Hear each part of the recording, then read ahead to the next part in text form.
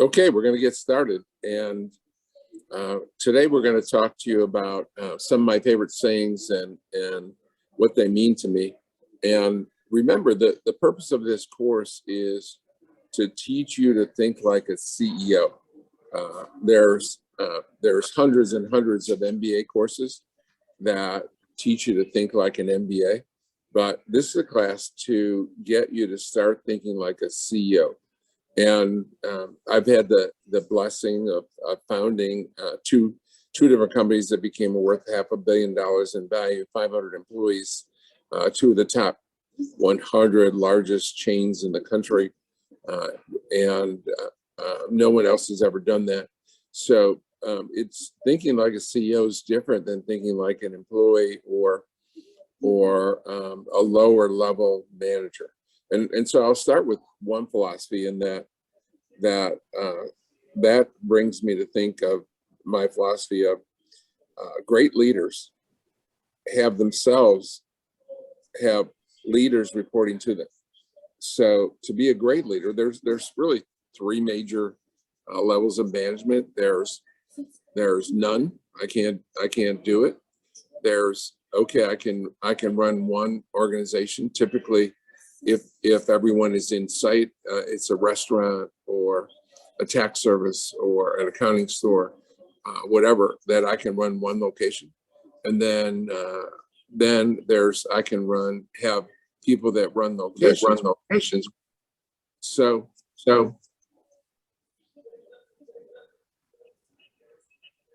my philosophy is that I'm getting an echo.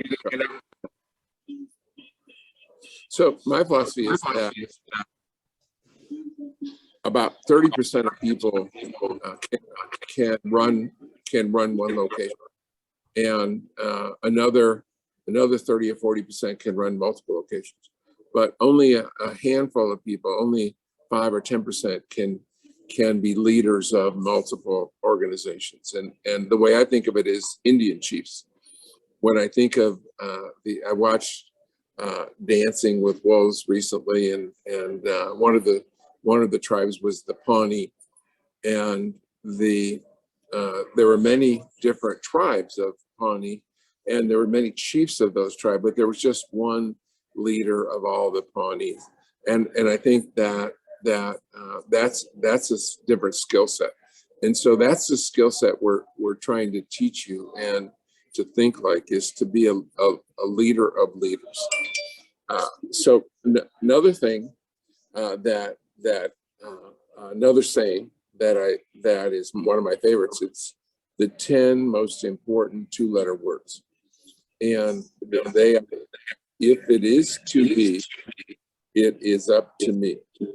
And what does that mean? If it is to be, it is up to me.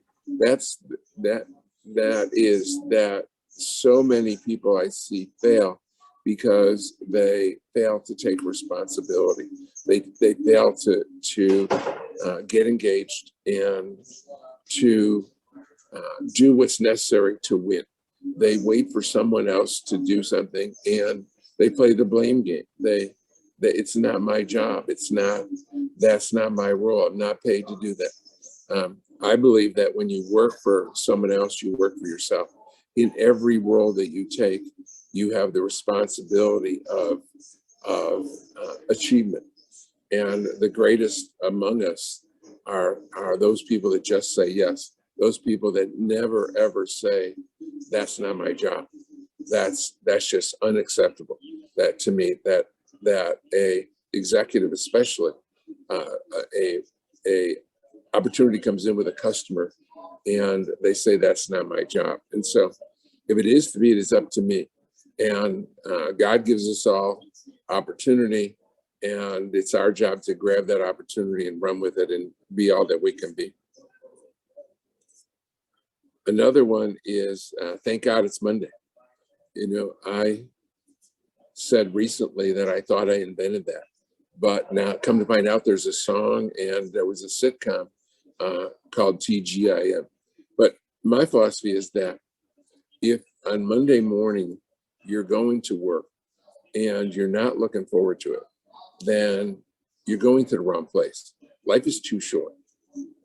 And you have to find something. My advice, general advice to everyone, is find something you love to do, work hard, and persevere. And so again, those people that have thank God it's Friday is not the way to live your life. Now, the ideal would be to thank God it's Monday and thank God it's Friday. With me, I'm 365, 24/7. So to me, every day is kind of an opportunity for victory, an opportunity to excel, an opportunity to succeed, and to be excited. One of my directors recently said to me, we had a big achievement, and we are getting ready to sign a deal with a large national retailer. And they said, "Boy, John, you must be excited." I said, "You know what? I'm blessed. Every day is exciting. Every day is exciting. We're improving. We're on the improve." And that's when you start from scratch. And this is my fourth company. I started from scratch. And you grow exponentially. It's just fun. And it's easy to be excited when you're in a growth mode. I can't imagine how difficult it would be to be in a Kmart or a Sears or a business that was declining, and that's the morale of those businesses has to be very, very difficult to maintain. And speaking of Kmart, I have a philosophy that many years ago I was a student of business. I'm always a student of business, always trying to learn. And but I was wondering what made a difference. What made a truly great company great? And the example I use today is Walmart and Kmart. And I studied what's the difference in the leaders of Walmart versus the leaders of Kmart? Are the leaders of Walmart, are they smarter? Are they more educated? Are they more experienced? And I said, no, that's they can't be the smarter because you could hire the smartest person. They can't be more experienced because you could hire the most experienced person. And they can't be more educated because, again, you could hire the most educated person. So what's the difference? Why for the last 30 years has Walmart dominated and Kmart going down the toilet and shrinking? And there was a time 30 years ago when Kmart was the largest retail chain in the country. Sears had been the largest retail chain for decades and decades until the 80s. And then Kmart passed them. And then quickly, Walmart passed them, and they never looked back. And so what do you think the difference is between the leaders of each organization? So if you could look over and be a fly on the wall and find out the difference between the two organizations, what's the difference between those organizations? Well, what I learned, a valuable lesson, is its culture.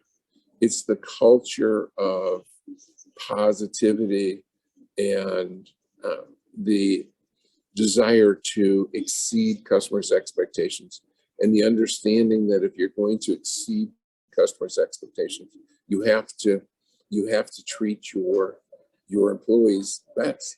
In the book Nuts by Herb Kelleher about Southwest Airlines, he said that if you want to treat your customers, if you want your customers treated as number one, then you have to treat your employees as number one.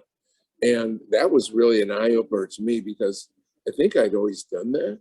But the mission statement of Jackson Hewitt, which we developed in 1991, 30 years ago, the mission statement was winning customers for life. And so that was a couple of years before I read the book about Southwest Airlines. And I realized that he's right, that if you're going to exceed customers' expectations, more and more customers' expectations, then you need to treat your employees as number one. And so that that's the difference. That's the difference between culture in Walmart and in Kmart. And another way to think of it is this: that Tom Watson Sr., one of the founders of IBM, someone asked him, would you rather have 100 employees with great attitude, or would you rather have 100 employees that were great engineers, great skill? And without a pause, he said, I'd rather have people with great attitude, because you can teach people skills, you can't teach attitude. And I can say this, that in my 52-year career, I've made the mistake of trying to change hundreds of people's attitude. And I don't waste time anymore, because I've never been successful once. What I learned is you can take an optimist and he'll have a bad day or a bad week or a bad month or maybe even a bad year. But he comes back and he's an optimist. You can take a pessimist and they might have a good hour, a good day, a good week, a good month, but they go back to being a pessimist.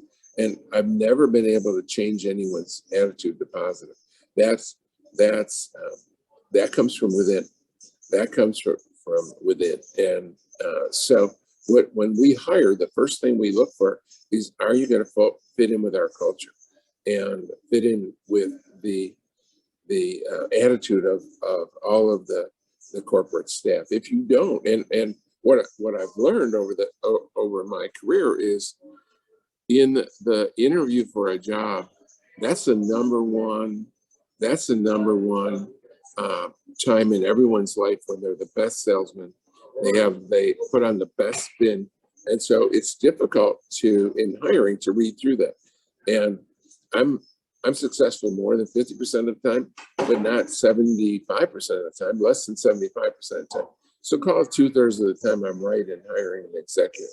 Well, what we learned, if you're going to have a good culture, you cannot have people that are toxic to that culture, because that destroys everyone's morale. And then good people will leave if you have people that have a toxic attitude. And so we hire for attitude and culture. Back to the Kmart Walmart thought, is it should be listed as an asset on the balance sheet. On the balance sheet, you have cash and you have equipment and you have buildings, and there should be one for culture, especially in a franchise organization. You know, in this country, to be in the top 50% of all franchisors in the country, you only need to have 20 locations out of the 4,000 franchisors in this country. If you have 20 locations, you're in the top 50% of all franchisors in this country. And that's failure. That's clear failure. At both Jackson Hewitt and Liberty, and within a 25-year straight years, we brought in more than 20 a month for 25 straight years. So over 250 a year on average. So that's to have only 20 locations is a failure. And the difference I found between franchisors that succeed and franchisors that don't, the simple difference is understanding that you must have happy, successful franchisees. And so when we changed companies from Jackson Hewitt to Liberty and now carried that over to Loyalty Brands, our philosophy is happy, successful franchisees. Because we know if we have happy, successful franchisees, we're unstoppable. If we don't, we're dead in the water. We'll get to our 15, 20, 25 locations and just die out. Many franchisors have the philosophy, happy, successful franchisor. But the correct way to think of it is, just as in happy, successful employees, you want happy, successful franchisees. I've had two major failures with employees. One is, as I said, was not getting them to change their attitude, to give them a positive attitude.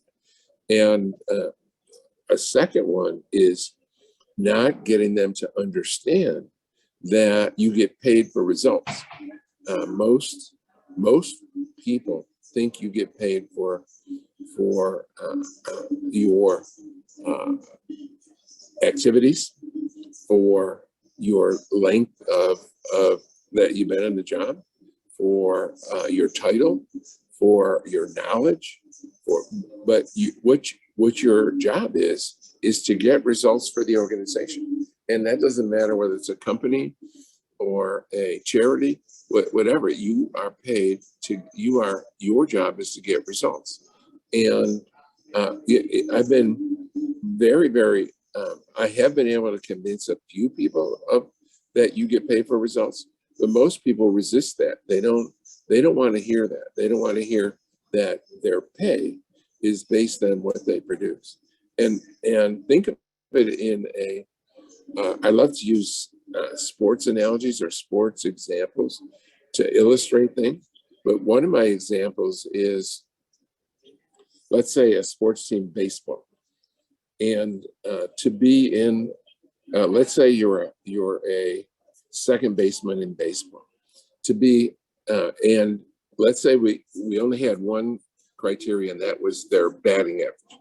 Obviously, there's a lot of criteria, but we can use batting average as an example of measuring a ball player's success and a second baseman's success. So a second baseman that gets a hit 300 times out of 1,000, we use 1,000 at bats to as an example.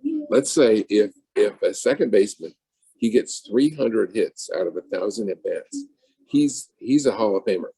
He's one of the top 20, 30, 40 best second basemen all time. He's going to go down in history as one of the greatest of all time if he just gets 300 hits out of 1,000. If he gets 290 hits, just 10 difference out of 1,000, 1% difference, right? Then if he just gets 1% worse than that, he gets a 290, he's still one of the best in the game that year. He's one of the highest paid second basemen in all of baseball. He probably making in today's market $10 million a year. If he gets 10 less hits, if he gets 1% less than 290, he gets 280.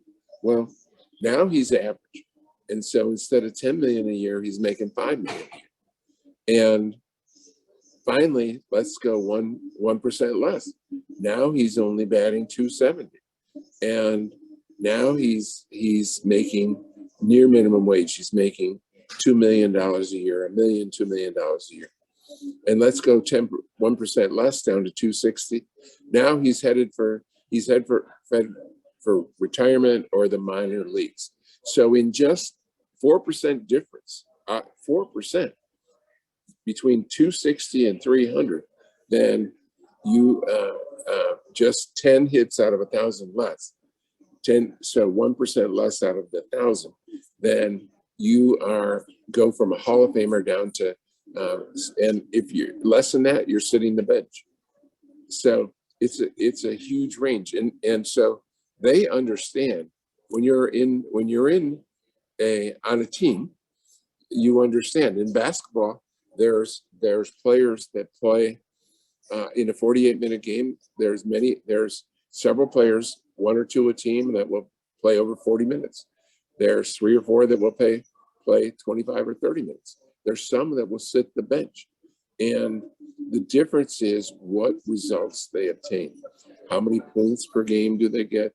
How many rebounds per game? How many assists do they get? How many block shots? How many steals? It's all very measurable. And it's easy. In some jobs, it's easy to measure results. In other jobs, it's much more difficult. If you're in HR, or you're in accounting and you're an accounts payable clerk, it's much more difficult to measure, to come up with fair measurements. But in all of those positions, no matter what you are, what job you have, you are paid for the results. And that means X number of hours of work an X number of performance, X number at bats, X number of minutes on the court. You're paid to get results, not to be pretty, not to be experienced, not to have longevity, not how smart you are. You're paid to get results, and that's the only way companies can thrive and organizations can thrive. Organizations win because of the results they achieve. I mean, I've seen it both ways, from trying to convince employees that you should be paid based on what you produce. Because, for example, it's easy in a franchise development role. The average franchise developer for us over the years brought in about 40 new franchises a year.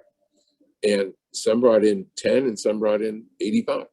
And it was not easy, even on the higher performer, to convince them that you are paid X number of dollars per franchise you bring in.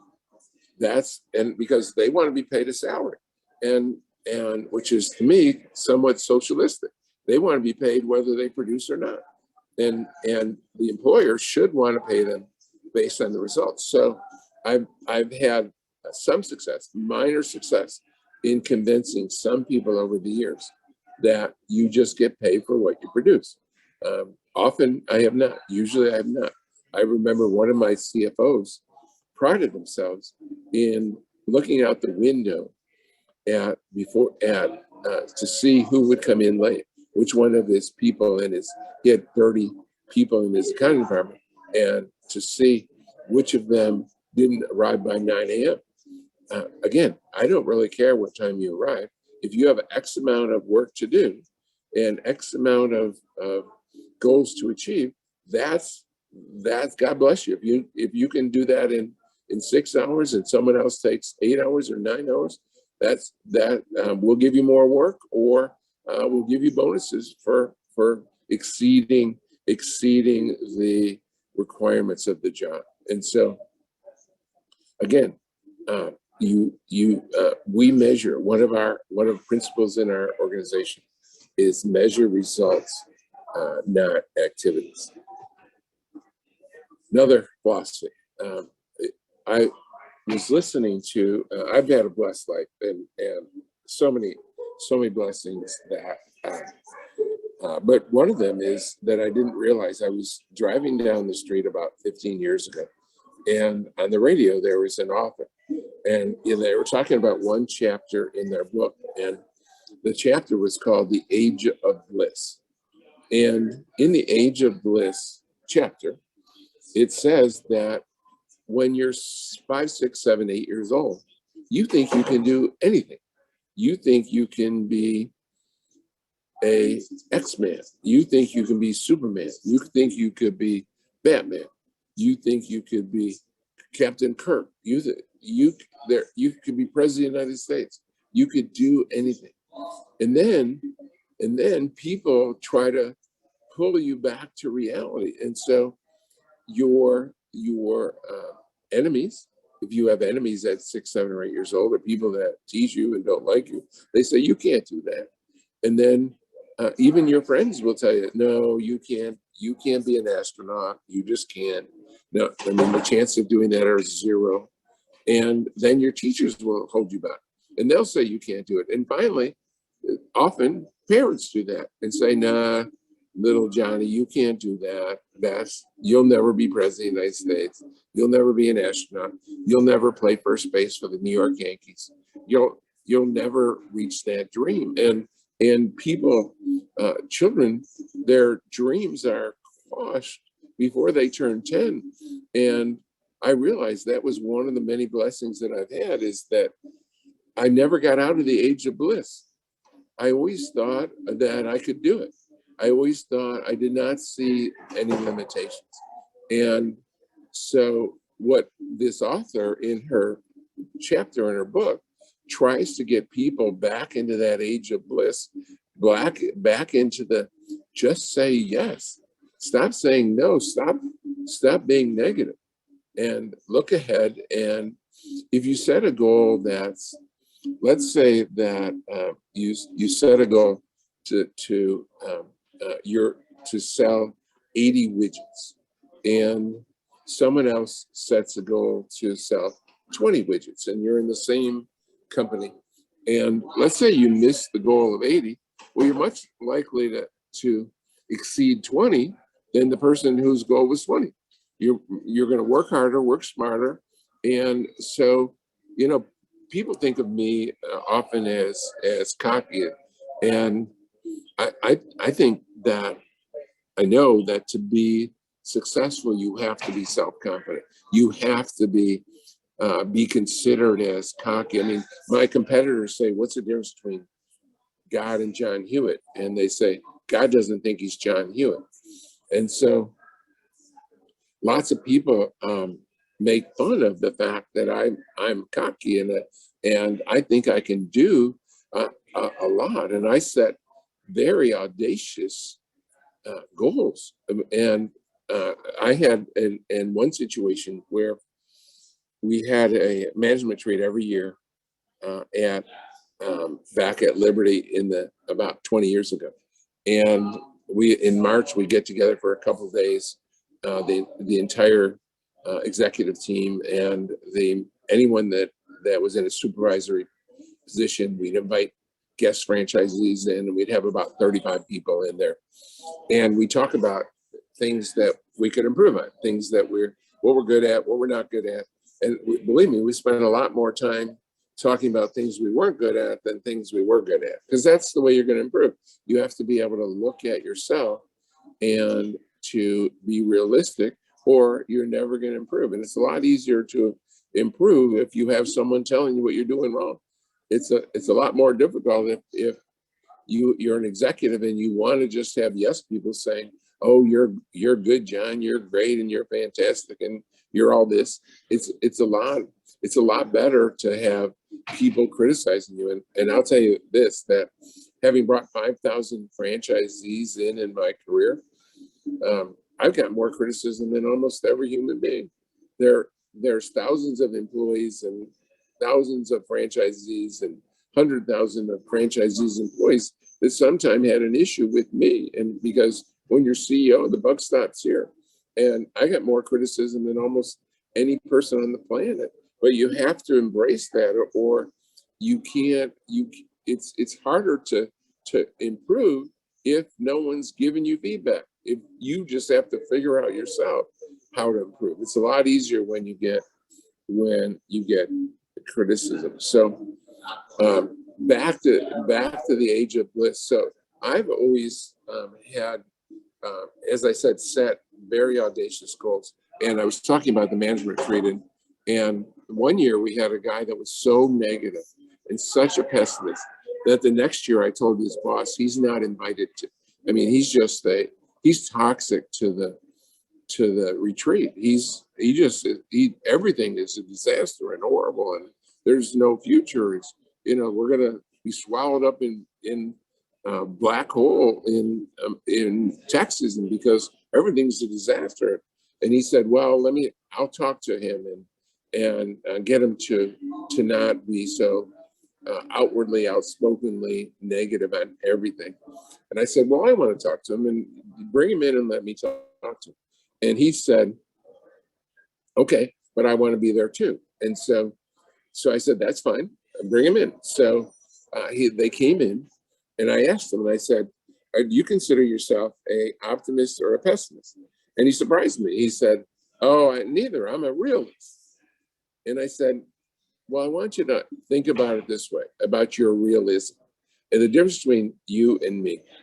I said, when I left Jackson Hewitt and started to compete with them, they had 3,000 offices, and H&R Block had 9,000 offices.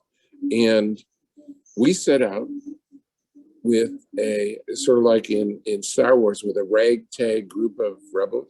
And we started out with 5 people. 4 people came with me from Jackson Hewitt over to Liberty. And we said, "You know what? We're not just going to grow faster than Block or Jackson Hewitt, but my own name, my own software, my own system. We're going to grow faster than both of them combined." Now, I said to him, "Was that realistic? Wasn't that inane and crazy? H&R Block had 9,000 offices. Jackson Hewitt had 3,000. We had 0. And not only are we going to grow and become a $500 million public company, but one of the 100 top companies in the country, but we're going to grow faster than both of them combined. And is that, you have to be crazy. That goal is I had to be crazy, unrealistic to have that goal. And yet we achieved the goal. And so what I encourage you to do is to have outrageous goals. It can't be totally unrealistic. You have to have some pragmatism there, but you can't set out, if you set out with low goals, then you're going to have low success. What you need to do is have audacious goals and to put those out. And even if you miss an audacious goal, let's say our goal was to get to 8,000 offices, and we only got to 4,000. In 12 years, we got to 4,000 offices. Competing with Block and Jackson Hewitt, and again, we grew faster than both of them combined. They didn't grow at all during that period. They grew some and then went back to where they were, and we grew by more tax returns than both of them combined. And it was outrageous. And so what I encourage you to do is to think big, think of being the best you can be. One of my philosophies is, and I've seen it in life that goes along with the age of bliss, is even past the 10 years of age, what I've noticed in society is that virtually everyone around you will try to bring you down to their level.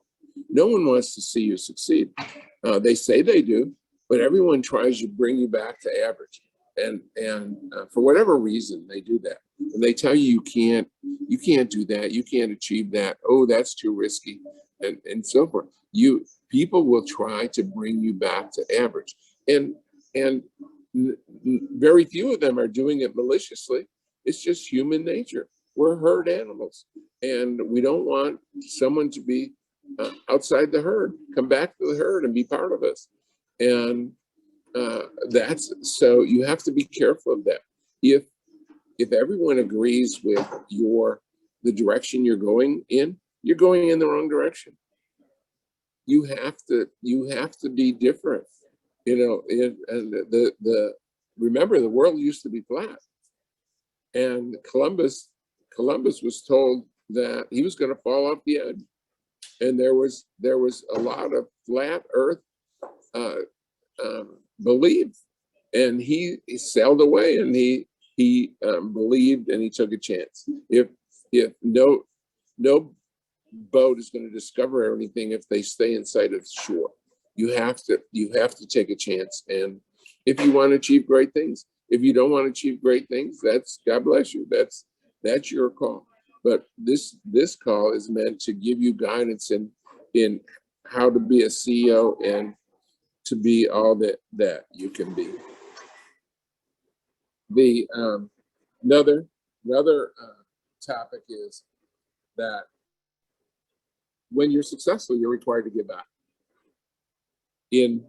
What I found is that, and I went to one of my friends who's a pastor, and I said, did I invent this? I think I invented this, that you cannot outgive.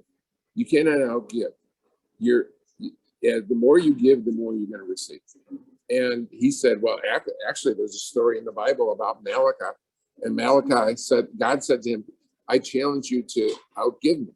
And what I learned, and I only made one deal with God.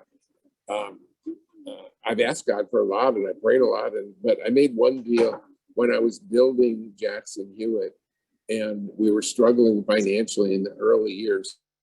I said, God, I'm not going to be able to tithe right now, but I tell you what, if once we get over this hurdle, I'll give twice or three times as much. And twice or three times as much of a lot more money is better than 10% of now. And so what I learned is that I could not outgive God. As I began to get successful and began to give more, I just received more. And I never, ever, virtually never, and tried, or I shouldn't say tried, I never received more from the person I was giving to. It was always came in some other form, from some other person, from some other event, like winning the Walmart contract, like going public and ringing the bell on NASDAQ, et cetera, et cetera. There were rewards that came externally from just giving to other people. And so what I encourage every franchisee is that once you're successful, you're required to give back. And that's what we teach, that's what we preach. And I don't really try to dictate to any of our franchisees or employees of who you should give to, because people have different callings. Some people want to give to the Heart Foundation, some want to give to cancer, some want to give to World Hunger.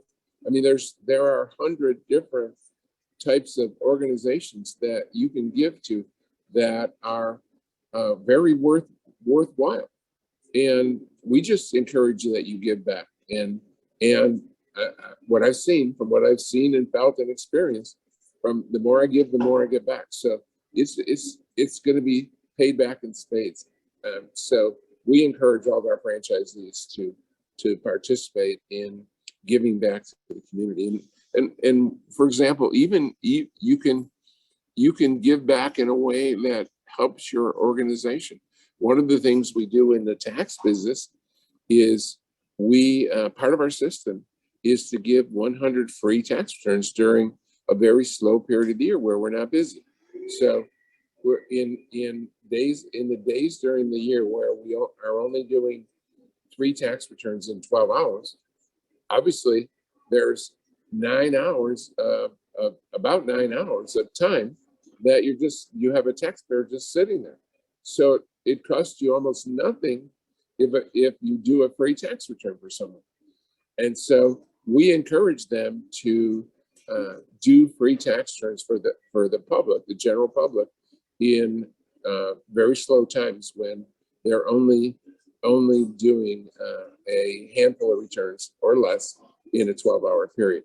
And the results are monumental and surprising, and in that about a third of the people the next year will come back and pay you full price, and about 20% of them will refer someone that year within a year. And so you get over 50% paid returns for every time you do a free return, and you get the good feeling and the good experience and the great experience of giving back, and that's required and incredibly important. So I think I've covered. Let me see if I have one more to cover this week. Yeah, I want to tell you this story about Lincoln and Grant, and then I'll throw it open for a few minutes for questions. One of my favorite business authors, I have 2 favorite business authors. One of them is Peter Drucker. And my favorite Peter Drucker book is called The Effective Executive. And in The Effective Executive, Lincoln, Peter Drucker loves to use the military in his examples. And my favorite example ever in any Peter Drucker book is this example, that in the Civil War, Grant had a General McClellan, and he hired his first general, and they started the war. Well, McClellan didn't want to make any mistakes. In fact, this is a principle of people that with great strengths have great weaknesses, and people that try to not have great weaknesses, they just lose their strengths because they're wasting time trying to combat their weaknesses. People should focus on their strengths. And so this is a story. He shows that principle, that people with great strengths have great weaknesses. Well, McClellan didn't want to make a mistake. So even though he had 3 times the amount of soldiers 4 times as much money, twice as much armament, guns and cannons and horses. And he just sat there, he just sat there getting ready for a battle for a year. And so meantime, the South is winning skirmishes all over the place, and they're winning the war because our major army is sitting in Washington, D.C. They're sitting there and they're stuck because he doesn't want to go in the wrong direction with the wrong number of troops or the wrong procedures, the wrong weather, whatever. He doesn't want to make a mistake. And so Lincoln fires him. And he made the mistake of hiring another general that didn't do anything for 3 months. And this time he didn't wait a year. He fired him in 3 months. And then he hired Ulysses S. Grant. And Grant, he immediately attacks and he loses. And then he attacks again and wins, and attacks again and wins, and then he attacks again and loses. And they're fighting the war and we're winning. He doesn't win every battle, but we're winning the war finally. And but apparently Grant was an alcoholic. And so the Congress was upset by that. He wasn't a gentleman. He didn't belong leading the US forces. So he sent so Congress sent him a letter. And both parties, I guess there were 3 parties then, they got together and they sent him a letter, a bipartisan letter saying, you need to get rid of Grant. He's an embarrassment. And so Lincoln ignored them. And finally, a contingent of them came to the White House and they got to Lincoln and they said, Mr. President, you got to get rid of Grant. He's an embarrassment. He fires his guns in the air. He gets drunk at night. He has his dog with him. He curses and swears. And he shouldn't be an officer. He shouldn't be a major. He shouldn't be a captain, let alone a general, let alone in charge of our forces. But Lincoln knew he was winning the war, and he hadn't gone over the line, and he hadn't shot anyone. He hadn't. So he said to his secretary, of course, his secretary in 1862 or 3 was a man. He said, James, he said, find out what brand of alcohol Grant drinks and send a barrel to each of my other generals. And they went out with their tails between their legs because, and Lincoln was right, that you have to find the person with great strengths, and that's what you have to look for. And you have to realize that everyone with great strengths has great weaknesses, and and you just have to decide if you can deal with the weaknesses. Obviously, as I said, if he had gone too far, if he killed someone, then when he was shooting at night, if he killed someone, they'd have to let him go. They'd have to throw him out of or they'd have to put him up for trial and probably kill him. So but what I learned recently, so I've been telling that story for decades, but I learned recently with this new company, especially, it came home that virtually everyone in my company, at some point has an issue with someone else.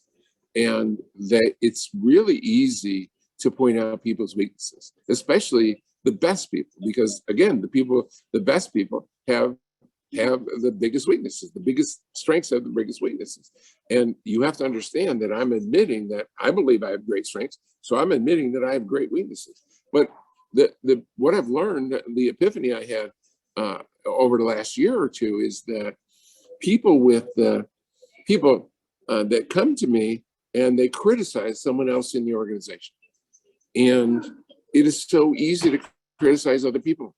It is so simple. There isn't a human being that you can't find criticism with. And so I'm beginning to wonder how many, and I'm now starting to ask people when they come in and they complain. Let's say it's one of my VPs complains about another VP, vice president. I think to myself, and I even beginning to ask them, what's in that situation with Grant and Lincoln, are you being Lincoln, or are you being on the committee that's coming to Lincoln saying you got to get rid of Grant?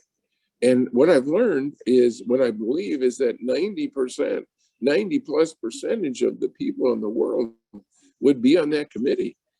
And they would be up with their heads, get rid of him. He's horrible, or he or she are horrible. And so a valuable lesson is that, to me, is that, do you want to be a Lincoln, or do you want to be in that committee that's cutting someone else down because you can't understand that their strengths outweigh their weaknesses? So having said that, we have a few more minutes. I'll open up for any questions. Put it in the chat, and I'll be happy to fire away with anything I can help you with.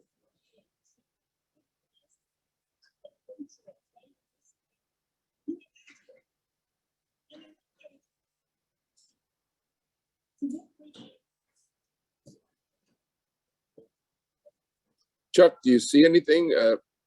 Is everyone speechless? I was so outstanding. Everyone's speechless.